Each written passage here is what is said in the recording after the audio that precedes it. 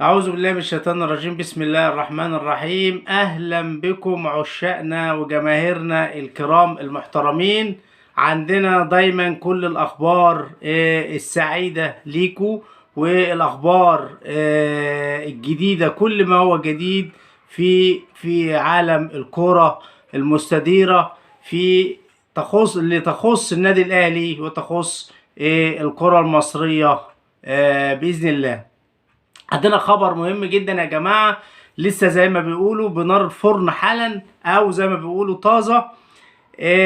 احنا طبعا كلنا عارفين بان لما حصل الهجوم بتاع الفترة اللي فاتت على كلادنبرج ولجنة الحكام، طبعا كل التجاوزات وكل الاخطاء والشتيمة والسباب والهجوم العنيف اللي تعرضت ليه لجنة الحكام وتعرض ليه كلادنبرج شخصيا، اترجم ليه حرفيا ووصل له في ملف كامل بكل الهجوم اللي تعرض ليه وكل السباب والشتايم اللي اتقالت عليه هو ولجنة الحكام.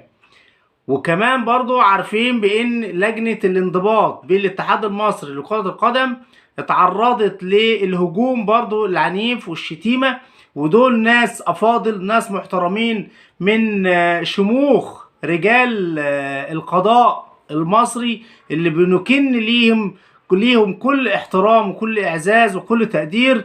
القضاء المصري قضاء شامخ، قضاء محترم، رجاله ناس محترمين، ناس أكفاء، ناس العفة من صفاتهم النبيلة، والاحترام من صفاتهم النبيلة، وهو القضاء، عنوان القضاء المصري الشامخ المحترم. فإن احنا نشتم أو نغلط في أحد رموز أو كوادر القضاء المصري، ده يعني عيب كبير جدا جدا جدا. وللأسف الشديد بأن هو على مرأى ومسمع من كل المصريين ومن مسؤولين الكبار في الدولة العظيمة بتاعتنا. وده للأسف الشديد، معلش أنا آسف، لا يليق بمصر وبالرئيس المحترم الرئيس عبد الفتاح السيسي. ما ينفعش يا سيادة الرئيس بأن قضاء مصر، رموز قضاء مصر، تهان على مرأى ومسمع من الجميع. لما حصل الهجوم على لجنة الانضباط بالاتحاد المصري وعلى رأسها الراجل المحترم سعادة المستشار اللي ماسكها، اتقدمت، كان رد الفعل بان هم اتقدموا بالاستقالة الفورية بالنسبة ليهم، واستقالوا من مناصبهم في اتحاد الكورة. النهاردة الاتحاد المصري يا جماعة في موقف يحسد عليه، لما لجنة الحكام تتهاجم وتقدم استقالتها، او رئيس لجنة الحكام يقدم استقالته.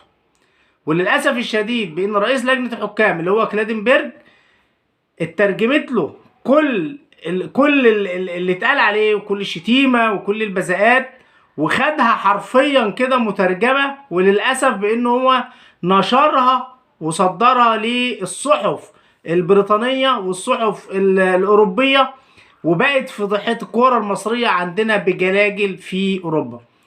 احنا صورتنا يعني اتشوهت جدا جدا جدا يا جماعة في الدول الأوروبية على حال الكرة المصرية وما وصلت إليه. وصل إليه حال الكرة المصرية من بذاءات وشتايم على مرأى ومسمع من الجميع. حال الكرة المصرية لا يرثى له يا جماعة.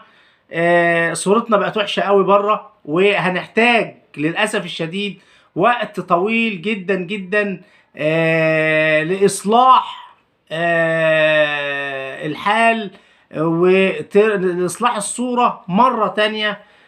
إذا سعى المسؤولين أو على الناس الرياضيين أو المسؤولين عن الكرة المصرية لإصلاحها، ده إذا سعى المسؤولين عن الكرة المصرية لإصلاح الصورة اللي صدرها كلادنبرج عن حال الكرة المصرية واللي بيحصل في الكرة المصرية للصحف البريطانية، وصورتنا بقت وحشة جدا جدا جدا في نظر الناس بره في الدول الأوروبية وفي إنجلترا يا جماعة. المهم دلوقتي كلادنبرج لما تعرض للهجوم وقدم استقالته وساب لجنة الحكام، لجنة الانضباط بالاتحاد المصري اتعرضت للهجوم وتقدمت باستقالتها. كان فيه لجنة اللي هي كانت مجمدة، لجنة تأديب اسمها لجنة التأديب. دي برضو كانت لجنة موجودة، وللأسف الشديد انها كانت زي ما بنقول ايه مجمدة، كانت محطوطة في الفريزر، محطوطة في الادراج، ما هيش مفعلة وما هيش شغالة. للأسف ان احنا دلوقتي بنقول بعد تعرض رئيس لجنة التأديب للهجوم، واتحاد الكوره عمل اجتماع وقال ان احنا بنرفض استقالة اللجنة، بيخيروه دلوقتي على حسب الاستاذ العظيم فؤاد المهندس بلاها سوسو، خد مش عارف مين. فطبعا ده كلام ما ينفعش. النهار اليومين الايام ده يا جماعه بيساوموهم بان هم يمسكوا لجنه التاديب. ليه؟ سعيا بان اول قرار يتاخد للجنه التاديب وهو هيبقى ضد محمود عبد المنعم كهربا. هل هذا كلام يعقل يا اتحاد الكوره؟ يا اتحاد الكوره، ما عادش في لكم مصداقيه بين الجماهير الرياضيه نهائيا نهائيا نهائيا. وعلى اعضاء اتحاد الكوره لو في ذره من الكرامه وذره من تحمل المسؤوليه، التقدم باستقالتكم. اتقدموا باستقالتكم اثابكم الله. النهارده لا لجنه حكام موجوده رئيسها شوه صورتنا وشوه صوره الكره المصريه في العالم بره. لجنة التأديب برئاسة سيادة المستشار اتهاجمت واتشتمت واتبهدلهم وتقدم استقالتها. النهارده بتساوموا، بتخيروا تقول له بلاش دي خد دي. طب هو لما هياخد لجنة التأديب التانية دي، اللجنة التانية دي هيعمل ايه؟ اول قرار انتوا بتزقوهم لايه؟ بتعرضوهم قدام الجماهير الرياضية المصرية لايه؟ او جماهير النادي الاهلي اخص. اول قرار هياخدوه ايه؟ ضد محمود عبد المنعم كهربا؟ هو ده اللي انتوا بتسعوا اليه او اللي انتوا بتعملوه؟ هو ده الصدام اللي انتوا بتجهزوه للجنه دي ضد جماهير الاهلي وضد النادي الاهلي؟ يا جماعه ما يصحش الكلام اللي انتوا بتعملوه، ما يصحش يا جماعه والله. انتوا عندكم دلوقتي لجنه الحكام رئيسها استقال، لجنه التظلمات رئيسها اتشال، لجنه التأديب اللي انتوا بتخيروا الراجل دلوقتي على اساس ان انتوا تحطوه ببوز المدفع قدام جماهير الاهلي ان هو يمسك، بلاش دي امسك دي. طب ما هي اللجنه دي اساسا كانت في الثلاجه من زمان، ما اشتغلتش ولا اتفعلت وكانت مركونه ما اشتغلتش. جاي النهارده تشغلها علشان اول قرار ياخدوه يبقى ضد محمود كهربا قصاد جماهير الاهلي؟ ايه يا جماعه؟ ايه يا جماعه الشغل اللي انتوا بتعملوه ده؟ ايه يا سيادنا؟ ايه يا جمال علام؟ ايه انتوا بتعملوا ايه اساسا في اتحاد الكوره يا جماعه؟ انتوا بتختاروا الحاجات اللي هي المهمه اللي بتدخل صدام وبتعمل مناوشات في الكره المصريه وبتعملوها. لا يصح، لا يليق باي حال من الاحوال بالكره المصريه يا جماعه. لا يليق باي حال من الاحوال حال الكره المصريه اللي احنا وصلنا له دلوقتي يا جماعه. والله والله لا يليق. مصر اكبر من كده بكتير بكتير بكتير يا جماعه. ما ينفعش والله، مصر كبيره قوي قوي قوي قوي، ما ينفعش اللي احنا بنعمله ده والله. رئيس لجنه حكام يخرج يشهر بينا ويعرض كل بص يعني نشر غسيلنا كله، يعني مفيش داعي لللفظ اللي هيتقال، نشر الغسيل بتاعنا كله بره في الدول الاوروبيه في اكبر صحف عالميه رياضيه. هتحتاج انت بقى قد ايه انك انت تصلح صورة الكرة المصرية امام العالم اللي شاف المهازل اللي اتنشرت في الجرايد المتخصصة الاوروبية؟ هتحتاج قد ايه عشان تصلح الصورة دي؟ هتحتاج مصداقية امام الناس امام العالم. المصداقية دي هتقعد فيها قد ايه تصلح فيها عشان الناس دي تصدقك؟ الناس دي محتاجة ان هي تصدقك. هيقعدوا قد ايه على بال ما يصدقوك؟ هتقعد قد ايه على ما تحسن صورة الكرة المصرية وتحسن صورة مصر الرياضية امام العالم بره؟ هتحتاج قد ايه؟ يا استاذ جمال علام، انت واللجنة بتاعتك ارجوكم اتقوا الله في مصر. اتقوا الله في مصر. مصر لا تستحق منكم الكلام ده، والله لا تستحق منكم هذه المعطرات دي. ما ينفعش يا جماعة والله انا يعني ما انا مش لاقي كلام اقوله. لكن هو ده عندنا خبر يعني برضو، يعني نقدر نقول اللي لنا واللي علينا ده، اذا يعني ربنا ان شاء الله وفق والمفاوضات نجحت باذن الله، هي خطوة كويسة. لكن احنا عايزين تعديل مسار. الخطوة اللي اعلنت النهاردة خطوة كويسة او خبر كويس، لكن الحال في اتحاد الكورة محتاج تعديل مسار يا حضرات. محتاج تعديل مسار يا حضرات. ارجوكم المسؤولين عن الرياضة في مصر لازم يحصل تدخل، ولازم يكون في وقفة لإصلاح حال الكرة المصرية وتحسين صورة الكرة المصرية بره يا جماعة، بعد التشويه اللي حصل من كلادنبرج. ما ينفعش يا جماعة والله اللي بيحصل، والله ما ينفع يا أساتذة. مصر لا تستحق هذا أبدا. المهم ان الاتحاد المصري لكرة القدم، الخبر الحلو اللي احنا هنقوله بعد الحزن الشديد على اللي حصل في الفترة اللي فاتت من كلادنبرج، ومن تقديم لجنة تظلمات لسه قالتها، والخطأ الجسيم في حق المستشارين القائمين على قيادة اللجان اللجنة اللي عندنا، ان الاتحاد المصري بيدرس وبقوة تعيين الحكم الدولي السوري جمال الشريف رئيسا للجنة الحكام خلفا لكلادنبرج. طبعا احنا كلنا عارفين الكابتن جمال الشريف حكم عربي، حكم عالمي، حكم مونديالي، راجل محترم، ذو سي في عالي، سي في محترم، راجل لا تشوبه اي شائبة. طبعا كابتن جمال الشريف غني عن التعريف، وهو فعلا جمال الشريف، وهو فعلا جمال الشريف، شريف محترم، راجل شريف محترم. لا في الحق لا يهاب لومة لائم زي ما بيقولوا. الكابتن جمال الشريف غني عن التعريف يا جماعة. طبعا هو لو ان شاء الله باذن الله، لو المفاوضات نجحت وهو قبل هذه المهمة، طبعا احنا معاه قلبا وقالبا لاصلاح حال التحكيم في مصر.